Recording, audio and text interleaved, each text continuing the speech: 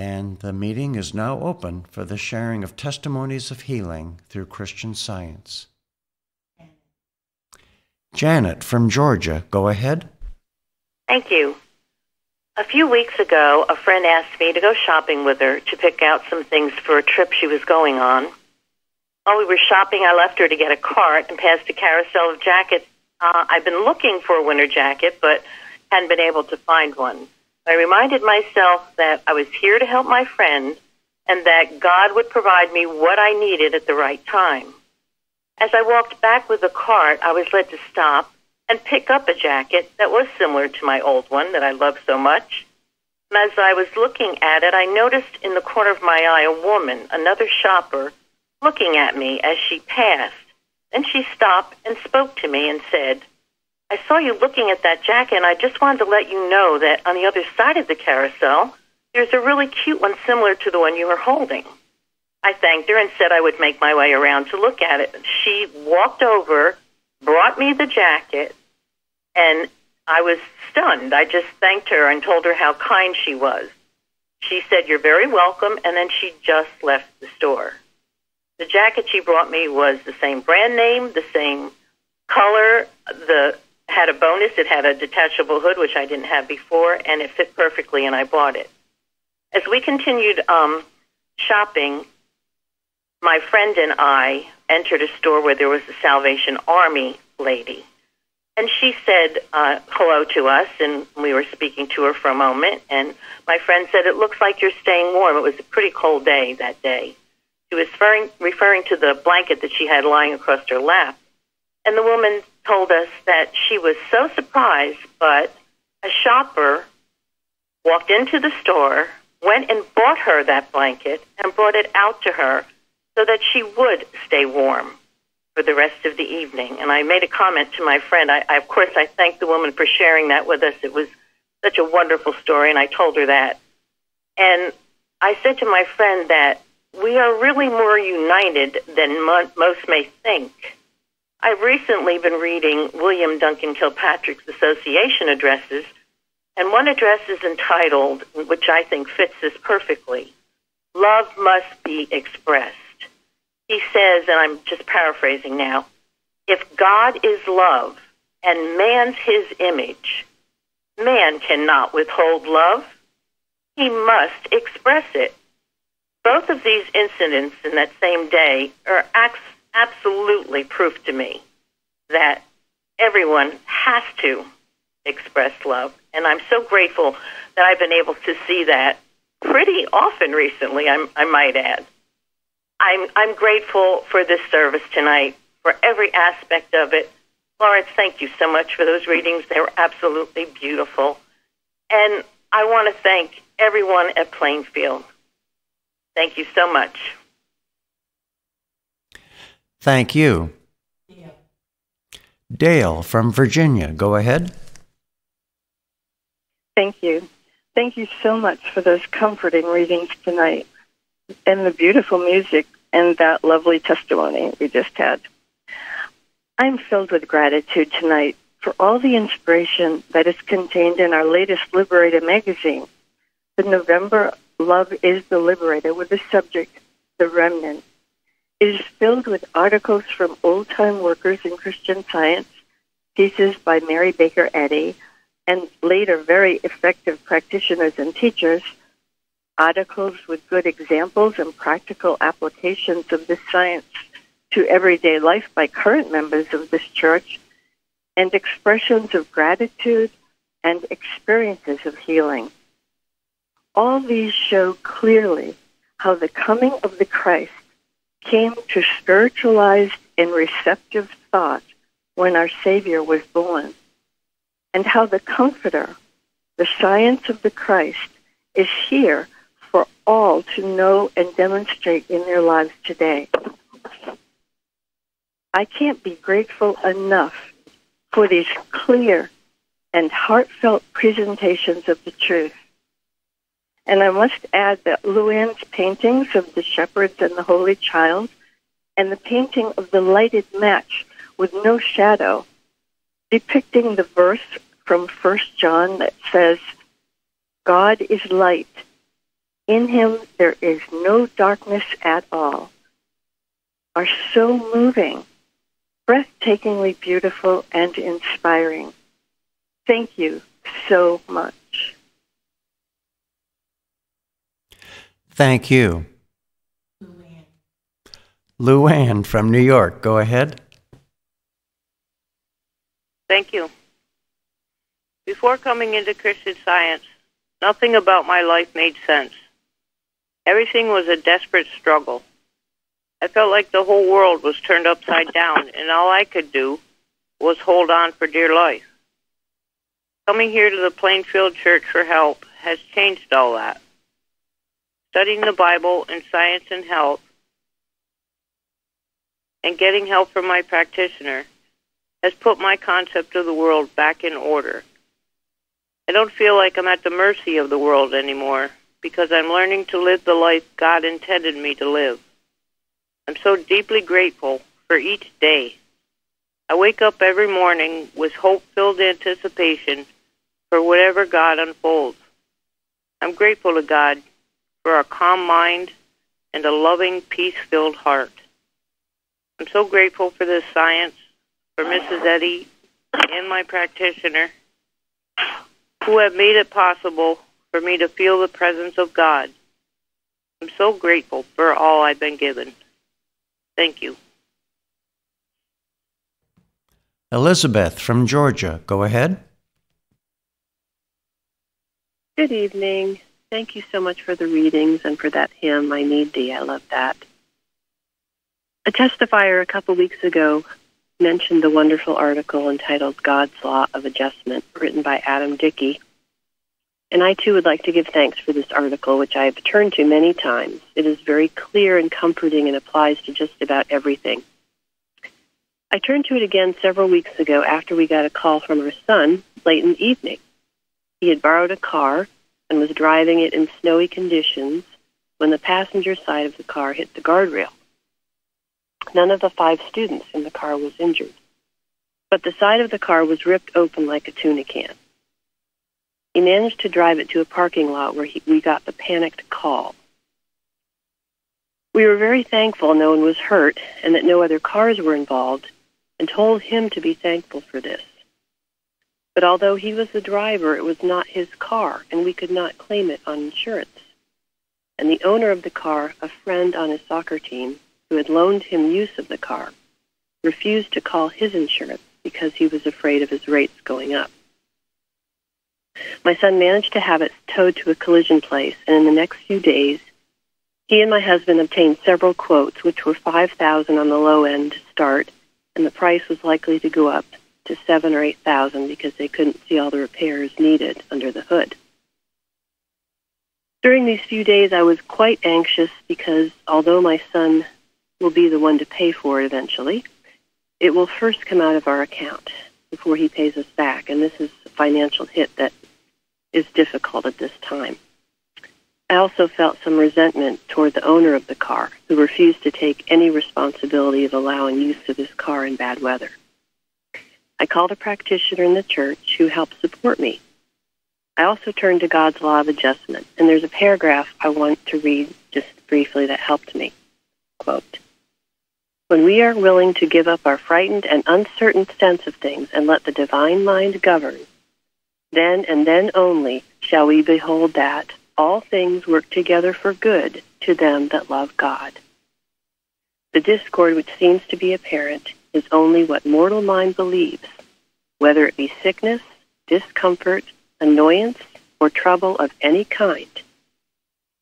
When we are willing to relinquish our present views, even though we may believe we are in the right and another in the wrong, we shall not suffer by laying down our human opinions, but rather find that the law of God is ready and active in the right adjustment of everything involved. I knew that all things work together for good to them that love God. My son had learned a lesson that he would not be able to use anyone else's car or let anyone use his car. I felt I could trust in God to resolve this. The next day, my husband met with a friend who always seems to know a guy. This friend had been aware of what had happened for a week, but that day he suddenly remembered an acquaintance in Colorado where my son is, who he thought might be able to help. He called him, and this individual did indeed help.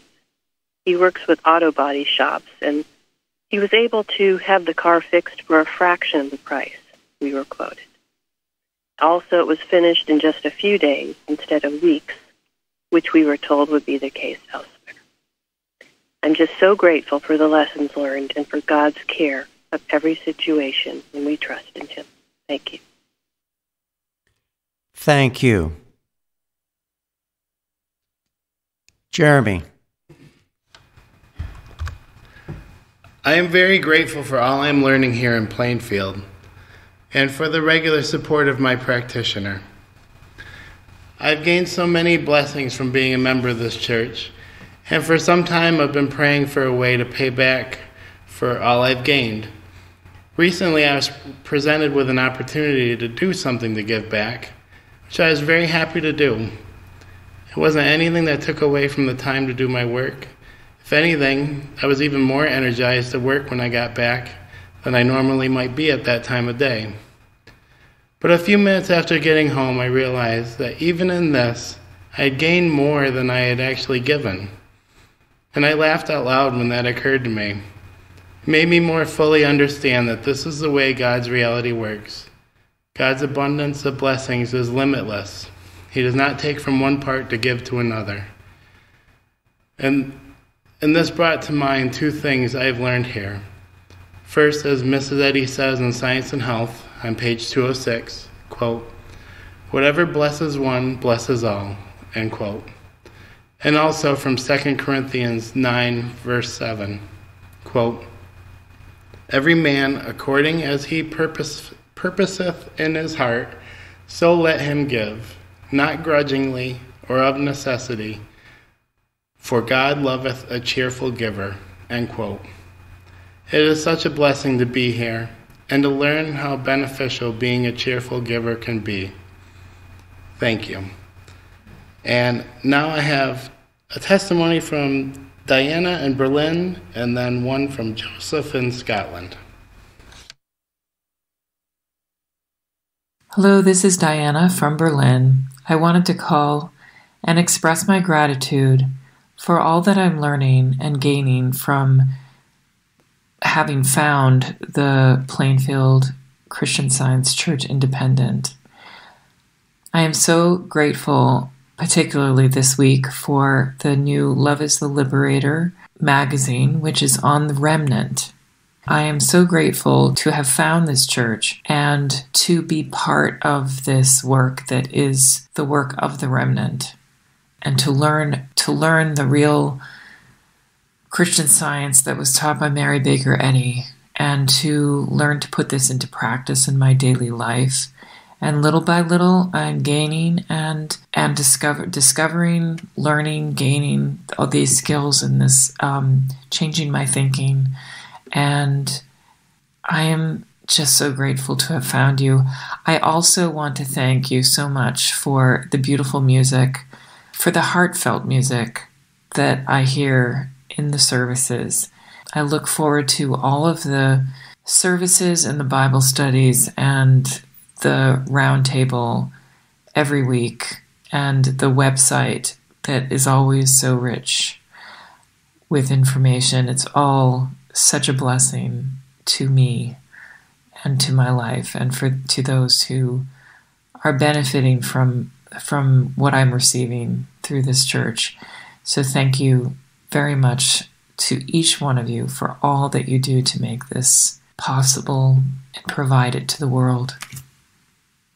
Hello everyone, this is Joseph from the UK.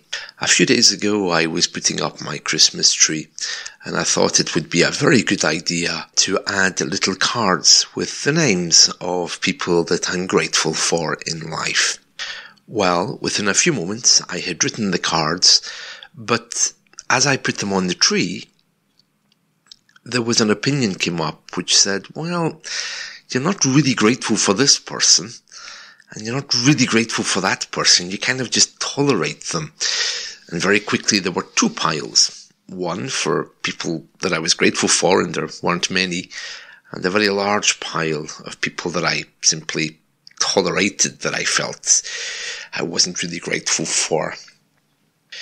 This showed me that I had a lot of work to do in seeing people as God made them, people to be grateful for, people who are serving God in many different ways across the world. So I prayed about the situation, and finally I put all of the cards on the tree with great joy. Every time I pass that tree, I sometimes catch a name, and it reminds me to work even harder to see people as God made them, just to redefine my thinking about them. So it's become something of a prayer tree rather than a Christmas tree, and it's a wonderful blessing to see it with the names of people in my life. Also, recently, the word unity has been coming up in my thoughts, possibly because of the round table who are now using the unity prayer before they begin talking. Recently, it's also been mentioned that unity of good is, or was once known as unity of good, unreality of evil. Uniting with the church is something that we all should take very seriously. I've been very fortunate and blessed in helping the church to set up their audio lessons, which these days has resulted in a very prolific audio ministry of books and all other kinds of audio, as well as the lesson in many different languages. However, working for the church does not negate the responsibility of financial giving. And these days, when I don't seem to be doing very much for the church, I've been looking at ways of helping them financially. Now, I must admit, when I went to the website to make a donation, there was an opinion which said, well, you have done work for the church in the past, why should you help them financially? And another opinion which said, well, you can't really afford this. However, after reading Gilbert Carpenter's article, The Widow's Mite, which is on the website, it became very clear what my responsibilities in science were. And strangely, as soon as I did make that contribution, and in PayPal you can set up a regular contribution, I felt a wonderful sense of unity. I felt like I was uniting with something much bigger than simply myself, which immediately displaced this sense of individuality which we are fed through capitalism. It also helped me feel part of a wonderful mission. So I'm very grateful to have that opportunity. And about expenditure, well, strangely, as soon as I had made that first contribution, money appeared from nowhere in my bank account. And I found I had a lot more than I had bargained for, and I was really surprised by that. So it just goes to show that when you do something and trust in God, God in turn blesses you. Thank you. Thank you. Nancy from New Jersey, go ahead. Yes, good evening. I wish to express my gratitude for the beautiful readings tonight and for the beautiful music, not only tonight but during all of our services, which never fail to touch my heart. I just have been feeling so grateful, and I just wanted to just give a testimony on gratitude for all that this church offers to all of us. I'm so deeply grateful for our practitioners who are always available to us, who support us and patiently teach us, helping us to better understand how to practice Mrs. Eddy's pure Christian Science. I also wish to express my gratitude for the Wednesday testimony meetings and for all of the testimonies given each week, which I find so helpful and inspiring. I'm grateful for the Bible studies and the roundtables, which have been invaluable to me, and for all of the watches being done here. I'm finding that every day, no matter where I am or what I'm doing, I'm seeing examples of love and kindness being expressed by others around me. And I know that that is a direct result of all the work being done in this church to see man correctly. I am so grateful for being led to this church, where I am learning that in every day and every experience, I can always find something to be grateful for. And I am so very happy to be given this opportunity to express this gratitude tonight. Thank you. Thank you. Shahidat from Maryland, go ahead. Good evening. I too would like to express my gratitude for the wonderful reading tonight. I have an example of God being a very present help in trouble that I'd like to share.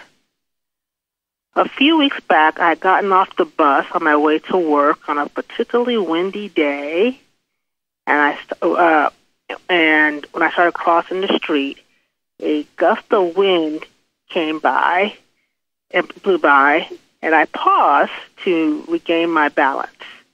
And when I started to continue crossing the street, I noticed that the light had changed. And as I began to panic, I was in the middle of the street, and I'm not a particularly fast walker to begin with, a thought came to me that God has, from 2 Timothy, that God has not given me a spirit of fear, but of power and of strength and a sound mind. So there I was in the middle of the street reasoning that since God has not given me a spirit of fear, that I have dominion over the supposed difficulty. And so I proceeded to cross the street without any incident and continued on my way to work, thanking God all the way. I just want to say how thankful I am to have found this church. I feel very blessed. Thank you. Thank you. Dede from Georgia, go ahead. Thank you. This past Sunday, I had the opportunity to listen in on the Sunday school session where the participants explained the different ways in which we can be tempted by evil and ultimately that we can refuse to give in to the temptations no matter how aggressive. That afternoon, I went to have a simple yet very important service on my car. As the service was being performed, I realized that I didn't have my debit card, which I planned to use to pay for it. I immediately remembered the Sunday school discussion and went to God in prayer. I received a bill from the technician, looked into my bag, and realized I had just enough cash, which I don't typically carry, to pay for the service. The service station was less than 2 minutes from my home, so I thank God for that, and was able to return quickly to find my card in a jacket pocket, which I was led to immediately. When I realized I didn't have my card at the service station, I was immediately overcome with the most negative suggestions of what I wouldn't be able to do, how the card wouldn't be found, and so on. And the suggestions were many. I was able to shut them all out with the one truth that God, ever present and ever protecting, is the only power there is. I'm so grateful to be learning that there's no necessary delay in practicing and demonstrating the truth once we're made aware of it. I'm so thankful for every lesson that I'm learning in this church every single day, for all the work that's going on here, our practitioners, Sunday school teachers, and thank you all for tonight's meeting. Thank you for the reading and all of the testimonies. Thank you. Lori from Virginia, go ahead. Thank you. I want to thank Plainfield, this church, and all of you, and I want to thank Florence for her powerful readings tonight. Thank you.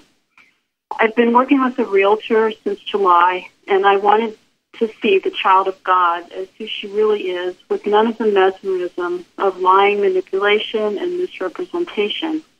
But when I try, I would find myself trusting statements in situations that were, again, not honest, and I wasn't able to go forward. I knew God wanted me to support her as a child of God.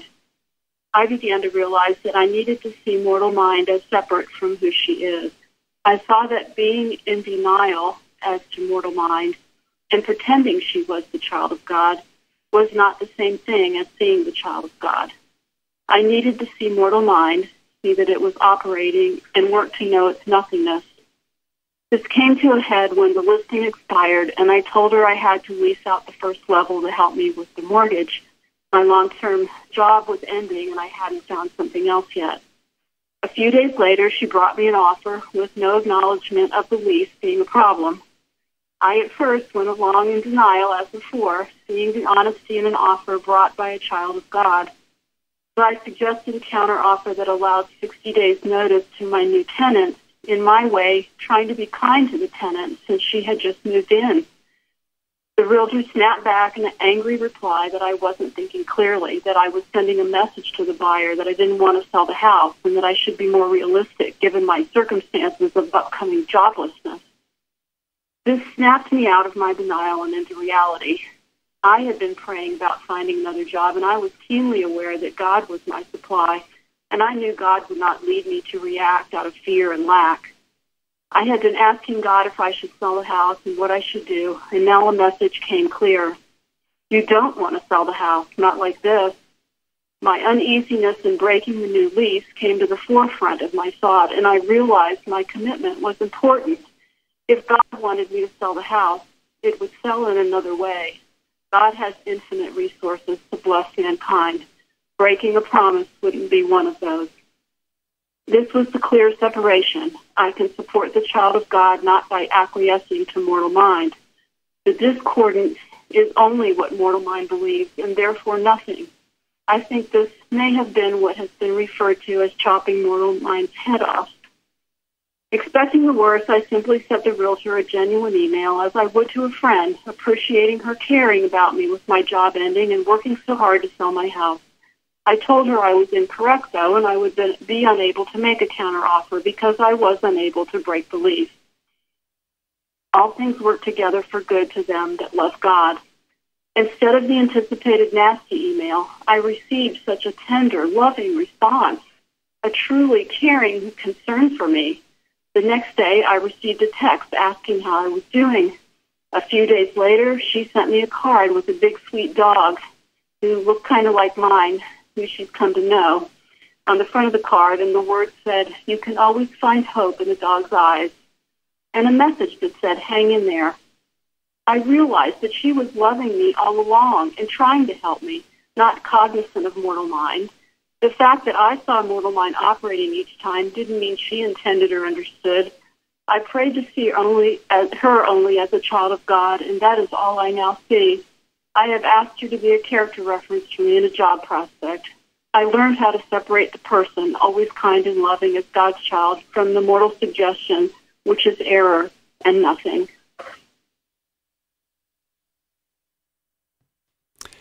Thank you. Fairley from Maryland, go ahead. Thank you. I'm so grateful to be a member of the Plainfield Church. I came here when I was really desperately upset and very depressed.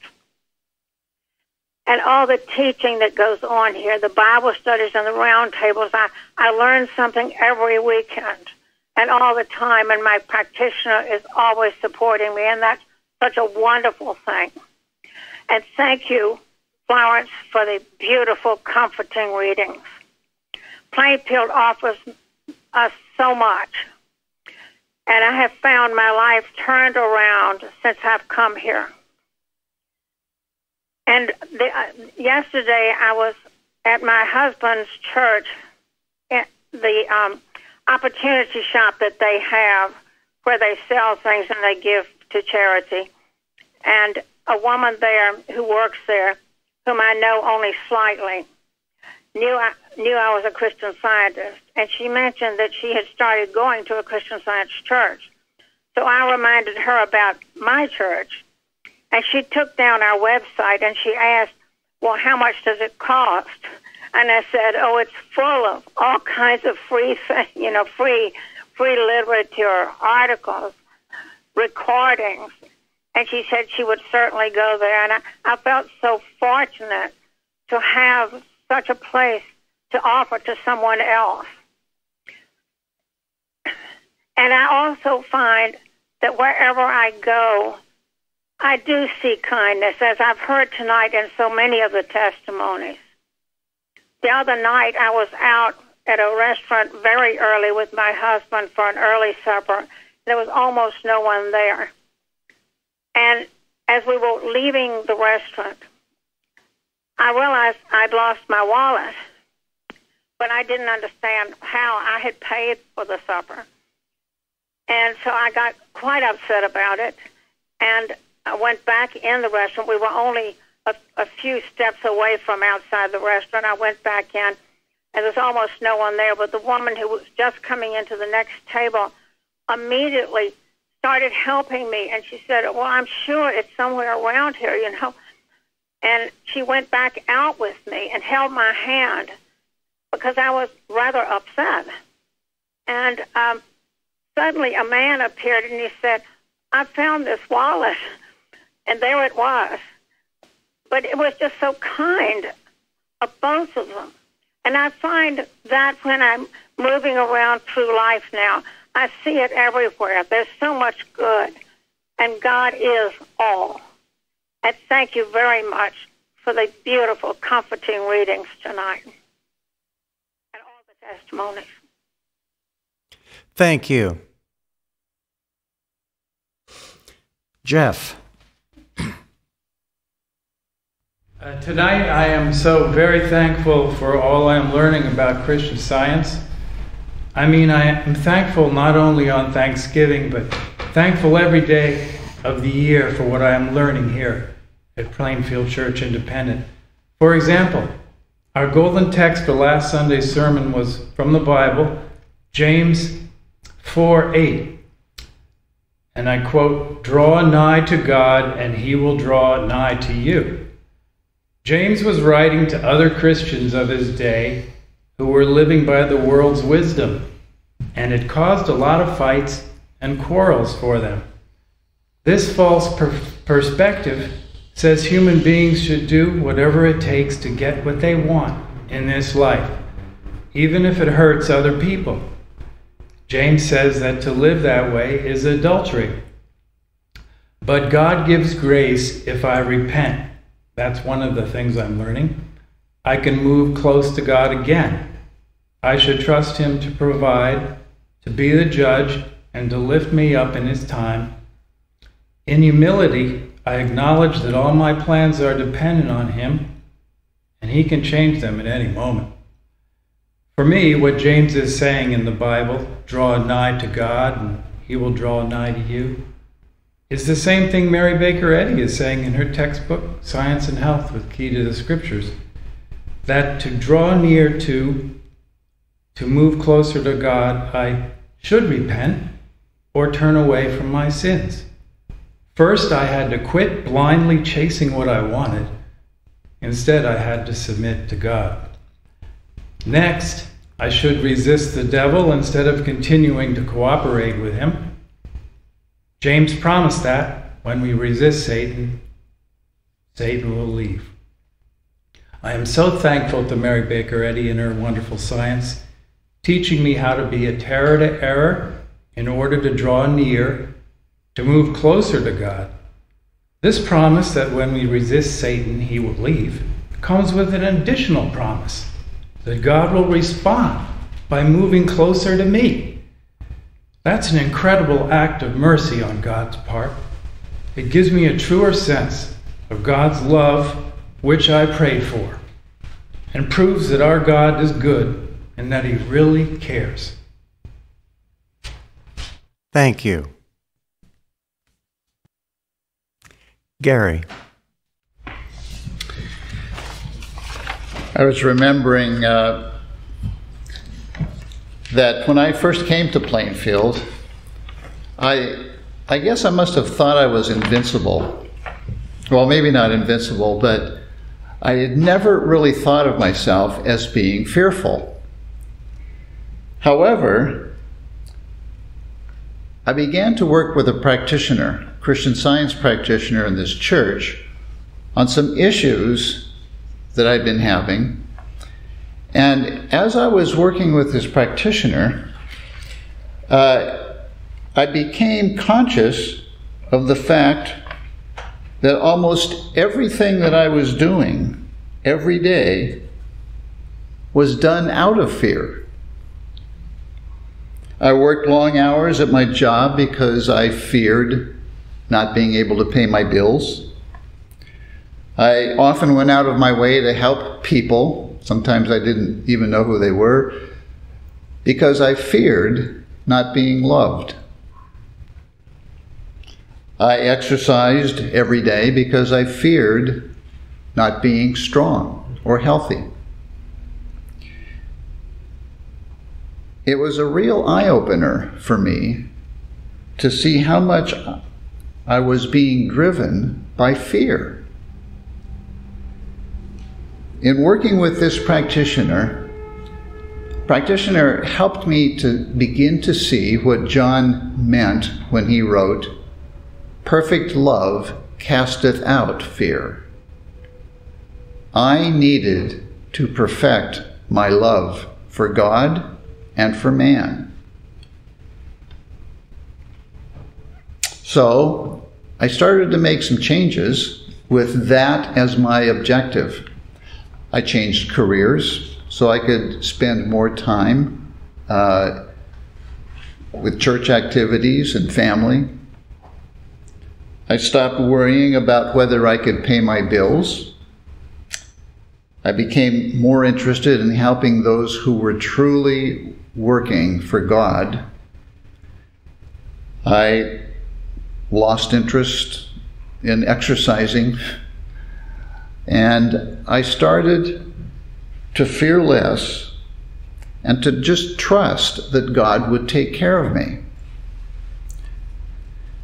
And as I did this, it really was an incredibly liberating healing for me to be free of so much of the fear that I had actually been living with that I thought was normal. So I'm grateful for that practitioner for helping me with this healing of fear. I'm grateful for Mary Baker Eddy for giving us a better understanding of a God who loves us, and that in that love, in that perfect love for us, we need not fear.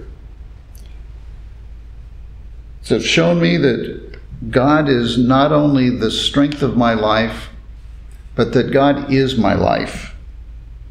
And that has healed me, I'm grateful to say, of much of the fear that I brought with me to Plainfield. I'm so grateful to be here tonight, and thank you very much for those fine and timely readings tonight. Thank you.